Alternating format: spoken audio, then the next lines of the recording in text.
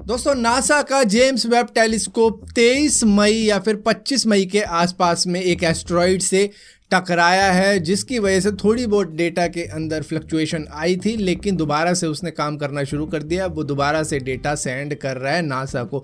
थोड़ा बहुत घबराने की बात हुई थी, लेकिन ये एस्ट्रॉइड इतना ज़्यादा बड़ा नहीं था, बहुत ही छोटा सा एक माइक्रो एस्ट्रॉइड था जो कि जेम्स वेब टेलीस्कोप से टकराया और इतना कुछ खास डैमेज नहीं हुआ है। अभी भी वो काम कर रहा है और नासा का कहना यही है कि और सालों तक भी ये काम करेगा, कोई दिक्कत वाली बात नहीं है, ऑल इज वेल। और इसी के साथ साथ दोस्तों अब नासा एक और काम करने जा रहा है, क्योंकि यूएफओ साइटिंग बहुत ज़्यादा होती है अमेरिका के अंदर, तो उन्होंने एक कटिंग एज टेक्नोलॉजी से आर्टिफिशियल इंटेलिजेंस तैयार किया है जो कि सारी की सारी यूएफओ साइटिंग को ही इन्वेस्टिगेट करेगा अपने तरीके से और पता लगाएगा कि क्या मांझ रहा है। दोस्तों हम में से बहुत से लोग ऑगमेंटेड रियलिटी का एक्सपीरियंस ले चुके हैं। कई सारी फर्नीचर कंपनी होती है जो कि ऑगमेंटेड रियलिटी वाली एप्लीकेशन तैयार करती है, जिससे कि आप देख सकते हो अपने घर में कि भैया ये फर्नीचर कैसा लगेगा आपके घर के अंदर। अब इसी तरीके से अमेज़ॉन ने भी एक चीज़ शुरू करी है, जो है शूज़ को आप वर्चुअली अपने पाँव में पहन के देख सकते हो कि वो किस तरीके का लगेगा आपके पाँव में। लेकिन ये अमेरिका के अंदर शुरू हुआ है, धीरे धीरे बाकी की कंट्री के अंदर भी शुरू हो जाएगा, जहां पर लोग जूता खरीदने से पहले उसको अपने पाँव में भी देख सकते हैं कि किस तरीके का उसका लुक आएगा। बस जैसे ऑगमेंटेड रियलिटी के जरिए हम फर्नीचर वगैरह देख सकते हैं, उसी तरीके से पाँव के पास में जब आप अपना कैमरा लेके जाओगे तो वो दिखा देगा जूता आपके पाँव में है और किस तरीके का लग रहा है। फिलहाल के लिए अमेरिका के अंदर ही है, बाकी कंट्री में आना बाकी है। दोस्तों इंडोनेशिया ने अपने टूरिज्म को बढ़ाने के लिए एक 5 साल का वर्किंग वीज़ा भी निकाल दिया है, जिसमें क्या है कि कोई भी एम्प्लॉय जो बड़ी बड़ी टेक कंपनीज का है, चाहे एयरबीएनबी का है, ट्विटर का है या फिर दूसरी बड़ी टेक कंपनीज का है, तो वो आ सकता है इंडोनेशिया के बाली के अंदर रुक सकता है। खासतौर पे बाली को मार्क किया गया कि बाली का टूरिज्म बढ़ाया जाए, तो वहाँ पर 5 साल के लिए रुक सकता है और कोई टैक्स उसको अपनी इनकम पे नहीं भरना पड़ेगा जब तक उसकी इनकम दूसरी कंट्री से आ रही है। हाँ, अगर इंडोनेशिया के अंदर ही कमाने लग जाता है तो टैक्स भरना पड़ेगा। दोस्तों बिलियनियर लैरी एलिसन ने अपने प्राइवेट आइलैंड के ऊपर टेस्ला का सुपर चार्जर स्टेशन लगवाया, जो कि करीबन 90,000 एकड़ का एक आइलैंड है। 500 मिलियन यूएस डॉलर इसकी वर्थ है। ये हवाई का आइलैंड है जिसका नाम है लुनाई। इसके अंदर बहुत सी प्रॉपर्टीज मौजूद हैं, बहुत से घर मौजूद हैं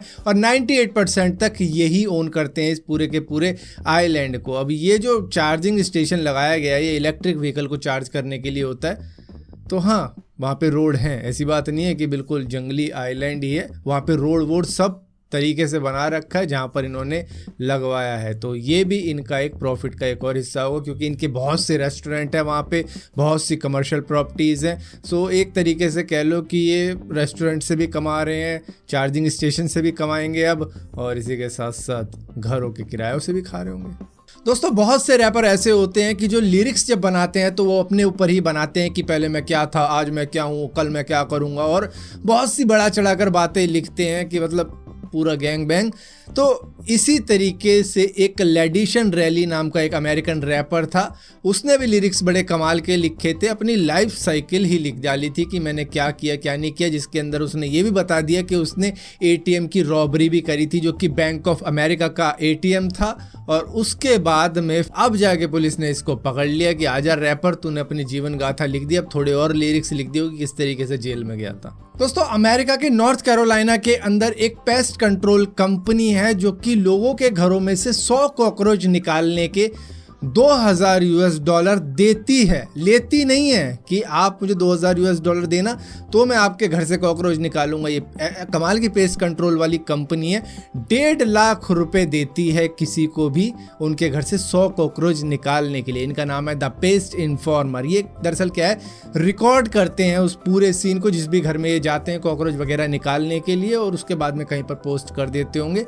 तो इस तरीके की ये कंपनी है। जैसे कि स्टीव आर्विन होते थे तो क्रोकोडाइल हंटर उनको बुलाया जाता था, जहाँ पे भी उनको पकड़ना होता था क्रोकोडाइल वहाँ पर इनको बुलाया जाता था। उसके बाद में ये पूरा रिकॉर्ड करते थे किस तरीके से पकड़ा है, किस तरीके से उसको रिलीज कर रहे हैं। तो वो सारी चीज़ें करने के बाद में डिस्कवरी चैनल पे आते थे। अब ये पता नहीं कहाँ पे डालते हैं अपनी वीडियो, लेकिन हाँ 2000 यूएस डॉलर यहाँ देते तो भाई लोग कॉकरोचों भरे पड़े हैं यार।